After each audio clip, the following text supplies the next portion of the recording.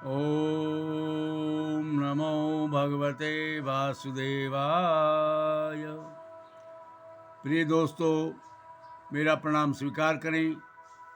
मैं एल.बी. कौशिक आपको लिए चलता हूँ कुरुक्षेत्र युद्ध भूमि, जहाँ भगवान श्री कृष्ण श्री अर्जुन को गीता उपदेश दे रहे हैं। और यह गीता उपदेश सभी प्राणियों के लिए अमृत तुल्य है। जिस भी प्राणी ने इस गीता उपदेश की एक बूंद को भी ग्रहण किया है, वह परमलोक का अधिकारी है। दोस्तों, इसी क्रम में आगे बढ़ते हुए हम प्रवेश करते हैं श्लोक नंबर 29, अध्याय 2, गीता सार। आश्चर्यवत् पश्यति कश्चिदेन आश्चर्य ददाति तथैव चान्यः आश्चर्य चैन्नमन्यः शृणोति श्रुत्या आप्येन वेद न चैव कश्चिदः।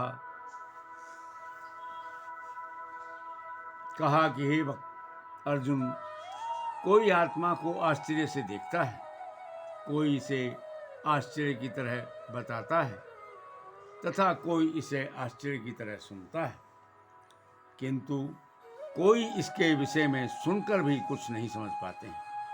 तात्पर्य है दोस्तों, क्योंकि गीत उपनिषदों के सिद्धांत पर आधारित है, अतः कठोपनिषद में इस श्लोक का होना कोई आश्चर्यजनक नहीं। श्रवणयापि बहुभिर्यो न लभ्य शृण्वन्तो अपि वैवो ज्ञान विदु आश्चर्यो वक्तः कुशलोऽस्य लब्ध आश्चर्यो वस्य ज्ञाता कुशलानुष्टः। विशाल पशु पक्षी वट वृक्ष के 1 इंच के स्थान पर लाखों प्राणियों में अणु आत्मा का होना बहुत ही बड़ा आश्चर्य है। अल्पज्ञ तथा दुराचारी व्यक्ति अणु आत्मा के सफुल्लिंग चमत्कारों को नहीं मानते हैं, नहीं समझ पाते हैं, भले ही उसे बड़े से बड़ा ज्ञानी जिसने ब्रह्मा को भी पढ़ाया हो वो भी उसको समझाए। वस्तुतः स्थूल भौतिक बोध के कारण इस युग के अधिकांश व्यक्ति इसकी कल्पना नहीं कर सकते कि इतना सूक्ष्म कण किस प्रकार इतना विराट तथा इतना लघु हो सकता है। मानव जीवन में बहुत से लोग इंद्रियों की तृप्ति के जाल में फंसकर समझने का अवसर ही नहीं रहता।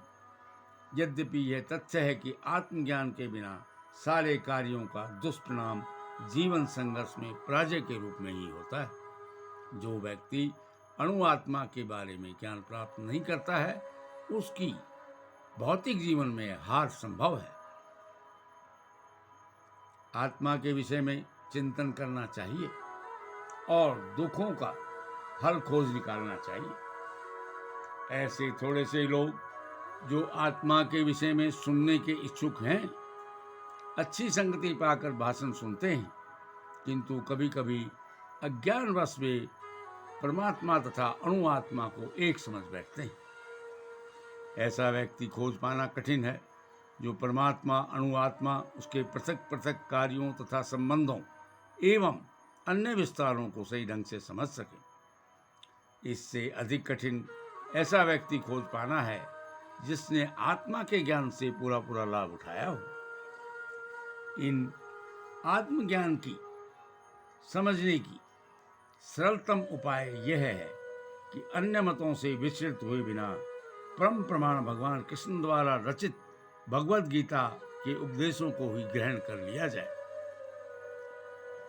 किंतु इसके लिए भी इस जन्म में तथा पिछले जन्म में किए गए अच्छे कार्यों का होना आवश्यक है। दोस्तों, तभी कृष्ण की श्री भगवान के रूप में स्वीकार करने की हिम्मत आती है। पर कृष्ण को इस रूप में जानना शुद्ध भक्तों की अहेतुकी कृपा से ही होता है, अन्य किसी उपाय से नहीं। मित्रों, अर्जुन को बताया कि हे अर्जुन, इस आत्मा को सुनते हैं, देखते हैं, समझते हैं, किंतु इसके बारे में कोई ज्ञान नहीं प्राप्त कर पाते। इसका सुनना अति आवश्यक है। इसके बारे में जानकारी अति आवश्यक है कि अणुआत्मा और परमात्मा में क्या अंतर है। दोस्तों, यह श्लोक 29 का विवरण, इसकी व्याख्या मैं आपको इस वीडियो द्वारा प्रेषित कर रहा हूँ।